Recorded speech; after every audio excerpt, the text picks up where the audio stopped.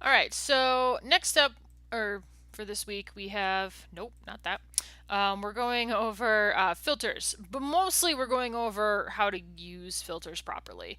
And depending on the year you are taking this class, you might see that these numbers are backwards, and it's because I decided at the last minute to move filters earlier, because it deals with smart layers. So filters are sort of a throwback in Photoshop in some ways. Some of them are very silly, especially everything that's in the filter where is it, filter gallery, but there's also some very, very useful ones, right? So the idea of a filter is I have a JPEG image, copyright free from Flickr, and essentially a filter is something that can just alter the image. Adjustment layers will change colors and lighting over the whole image. This will actually start shifting pixels around, right? So that would be the difference between your adjustment layers and your filters. Adjustment layers, yes, the pixels shift and it can shift the overall look of the image, but this will actually shift where things look like they are in some cases. One of the most useful generally is the blur filters. In any program you have, whoa, that's too blurry, but depending on how your layers are getting put together, you blurring maybe the background a little bit, that's a big thing. So the way this works is you just select the layer you want the filter on and you say filter and you go to the section you want. There's lots of blur filters, like so many. Gaussian blur is your most basic, right? It just smudges all of the pixels. But the problem with doing it like this is we say, okay, and then your client says, oh, I wish there was like more blur, or I wish there was less blur, or whatever happens. Like, no matter what the client or teacher, whoever, even you, says, you can't make any changes, right? This is just like going to image adjustment, which I basically told you all not to do. So this is destructive editing. We don't like destructive editing, so we're going to hit undo, and we're going to make it so that this is non-destructive. And so we're going to right-click on the layer, and we're going to say Convert to Smart Object. Now, when I do this, it's going to treat this layer like a container, like a vector, rather than like the set of pixels it is. It is still going to deal with the pixels. It's going to blur pixels and things like that, but it will treat this as if things are undoable. What it means, though, is that you cannot manually change any pixels. No brush work. Nope, nope, nope, nope, nope, nope, nope, nope. Must be rasterized before proceeding. Rasterize the object. No, I do not. Clone stamp, paint bucket, eraser, all of these things that we have been using before. I don't even know if this will work. Oh, well, all right. I can copy and paste this probably, but I'd have to paste it to a new layer, I think. Let's find out. Okay, yeah, so we can copy and paste these, but otherwise we can't make alterations to this layer aside from moving it around, right? It is in a container so that we can do stuff and make changes later. So you kind of have to like set up your layer to be done, like if you have if you're erasing something or whatever, and then go to filter. I'm sorry. Then go to right click convert to smart object, and once you do that you're kind of stuck with what you have. Now you can still have a layer mask on something that's a smart object, so I can click this button right here, so you can still do composite work on this. I just select that and then I go to my little eraser and I erase stuff. So you can't erase this directly, but you can erase the layer mask, which is another reason to use layer masks instead of directly erasing. Because what you don't want to have happen is you put all these wonderful filters on and then realize you have to make an actual physical change to this image and then you can't. That would be no good. So right click, convert to smart object, and then we go to filter and we go to blur, and I say Gaussian blur, and we just blur it nutso, and then the client goes, oh my goodness, that's so much. We go, oh really? Whoops. Double click the word Gaussian blur. It brings up the exact same window. We can turn it back down. We can turn it off. We can say, okay, Gaussian blur, is that the one I want? Or we can go filter, blur, motion blur. There's a lot of different blurs here. Oh, okay. So this blurs it in a particular direction. Yeah, there we go. So I won't deal with blurs for long. But That's the one side, that's the other side. I'm going to cancel because that's working my eyes out.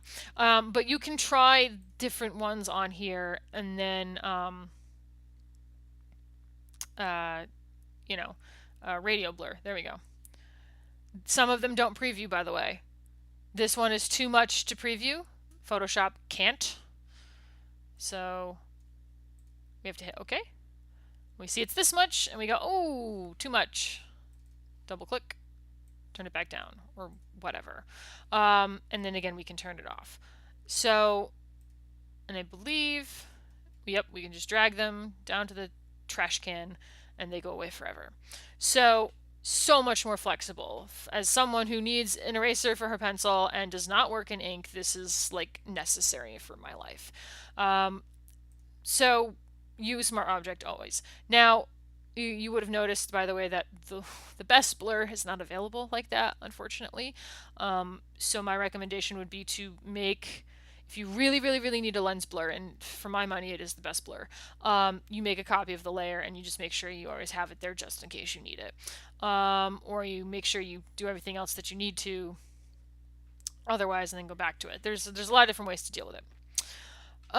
Other things that you might need to do. These are all pretty silly.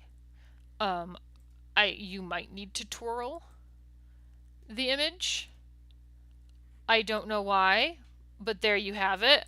But most of the distorts are pretty out there. I have not found them to be particularly helpful unless you're dealing with graphics and you want to spin like a square and you can make it look like a swirl, right? There's a few different reasons to use that. Noise adds digital noise, which is the least interesting noise. If it could add film grain, we would be onto something. The problem with some of these is that, whoa, everyone knows what they look like. So the more extreme they are, the more everyone's like, oh, you used Photoshop noise. So be careful there. So why use this at all? Well, some of the good ones, I hate to use the word stylized, but they are very stylized. But they can add a nice look. There we go. Unfortunately, oh, this one does preview. This is all a bit too much. I have these things turned way up. But depending on the look you're going for, and I've shown some of these with the final, these are things that you can use. So oil paint kind of gives everything a bit of an oil paint texture. And especially if I have two different versions of this. So if I duplicate my layers, I say yes, and I make the one on top the one that's an oil paint, and I kind of like, there we go. I make it kind of a subtle thing. It's a little bit less obnoxious because all of those settings are like how much it swirls, right? And how tight the swirls are. It's not how much we see them. So a lot of times when we're using some of these, we need to kind of combine two different ideas. That didn't work. And, try to... Yeah, unfortunately, most of these overlay features are going to change the overall lighting of the thing, which is kind of not the point here. But if we do it normal, it just adds a little bit of texture. Not much. It's not as distorted as the other one. And then we can also use the Smart Filter mask. So I'm gonna turn up the oil painting a little bit. Actually, no, I'm gonna turn it up here. So I'm gonna turn this up much further, right? And let's say I want the sky to look like an oil painting, but I hate what it's doing to the ground. Well, I can go to this layer mask that's for the smart filters only. And say, grab my eraser tool and make sure I'm at 100%. I am. And I can start erasing from the mountain. And it was always less obvious anyways than what was going on in the sky, but like I really don't want it on the mountain. I hate the look of it. And the other thing is I can leave it kind of halvesies for the back mountains. So I can turn the opacity down a little bit. and make it so those back mountains are a little less oil painty, right? There's a little bit of texture on them, but it's mostly in the sky. And I did a rush job, so the edges are too sharp and it's not quite lining up. But there you have it. So you can use a layer mask. I wouldn't even need this if I turn this all the way back up. There we go. Come on. I wouldn't even need the bottom layer if I want to control where this is, right? Because the smart filter is saying only put the oil paint up here in the sky and not down here. Drawbacks to that include the fact that this goes for all your smart filters, not just the one. So you'd have to kind of pick and choose what's going to happen. The reason to have this other layer is if I want to make the sky, even though that's only the only place where the oil painting happens, a little bit less. Right? Now it's a little bit more subtle. I don't even know if that's going to show up on YouTube. All right. Other useful filters. So Stylize is, you have to be very careful with how you use it. They can work pretty well. Some of them to add a little panache, but you have to use them subtly or go completely crazy and make everything look like it's supposed to be an illustration. Distort can get very silly very easily. Blur is super useful. I've used it a lot. Render, we're going to get into a couple of these later. Please don't use the lens flare. Please don't ever use a stock lens flare, please, unless you are being, even ironically at this point, it's like the Comic Sans of filters. It's horrible. So please don't. Let's see. So this is basically like these are. Oh yeah, that's right. It's only on this. So some of these filters that are, oh boy, there we go, under pixelate. Oh, it didn't go away. There it is. There we are. They do just that. They're just different ways of doing it. So if you wanted to fake make a pixelated image, you could. I'm guessing people use it for one of those enhanced video things. Sharpen, I don't really use Sharpen too much. But the best thing you can do for learning these is to just start applying them and see what happens. Right? I can talk all day about how distort kind of looks weird really easily, but until you put a zigzag on here, right, and do that, and see what it actually does, it's hard to really appreciate. Oh, well, it's going to the other image. There we go. It's hard to really appreciate how ridiculous it looks. So the best thing you can do, this is just like the adjustment layers. This is just like a lot of other settings I've said. Apply it, see what it does. Now, I'm going to go back down to this one where we can see the whole thing, and I made the other one invisible because I want to show you the filter gallery. So this is the home of the original crazy old Photoshop filters. Now you have to bear with me here for a second because way back in ye olde days of Photoshop, I don't know, 3, just the fact that you could get an image into the computer and do anything with it was kind of astounding.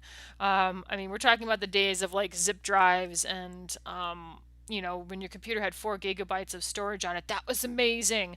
And then you bring it into Photoshop and you could do something like that and make it look like a color pencil drawing. What? It died after about 5 minutes, but it was the coolest thing for about 5 minutes. You could, and then you could change the settings. So I could, what is that? Stroke pressure. There we go. So, we're zoomed in too much, so it would look much nicer from somewhere else. Could change the width of the color pencil. I mean, I know what's happening. There we go. It's it's pulling the colors from here. I wondered why it was red. I thought that was very strange. So it's pulling the colors from there, and so if we go back into the filter gallery, it should look. There we go. That's what I was looking for. But just the fact that you could apply anything like this was insane. Now, like I said, after a few minutes, it became silly. And even today, if you're not careful, this can be silly and ridiculous. And should probably be applied with caution. So this is a lot, but if I say okay, if I was to have another layer underneath where it was a little bit less, and I could like reduce its effect, that could be very interesting.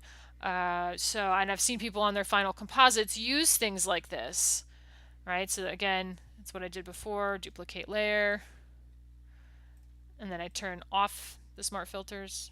There we go. And then I turn this down a bit. There we go. So you can put a little bit of a texture to something, but not so much. Oh, that's not enough. All right, but the filters gallery allows you to do any number of different things. It has some different distorts, some different sketch things, some different stylized things. These are not the same ones that are out there. These are different ones that require kind of a lot of processing to do.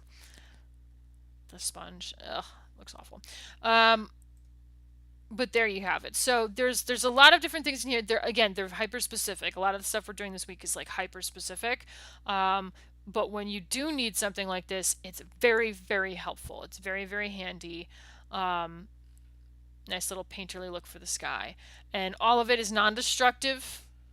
It's probably going to make my file a little bit big. But at least I can get the look that I want. And I can, if the client goes, oh, no, it's off, I can go, okay, it's gone. It's gone. Never happened. We'll try something else. You can always change things. You can always double click on these things, bring them back. You can see my computer is getting very slow. Now I am recording my screen, but these are still process heavy, especially when we have them non-destructively. Stacking these layers, it's a lot. So when you get to larger projects, like your final in this class, save often, save as often. So like, save throughout the day, and then when you're done for that day, do a save as and say blah, blah, blah version 2. And so that you can, in case you crash the file and it corrupts, you can always go back at least, and you only lose 1 day of work instead of 2 days, or more than 2 days if you've worked on it, for a very long time. So these are process intensive, they're storage intensive, but they are also things that you will use in real life. So you need to be prepared for them.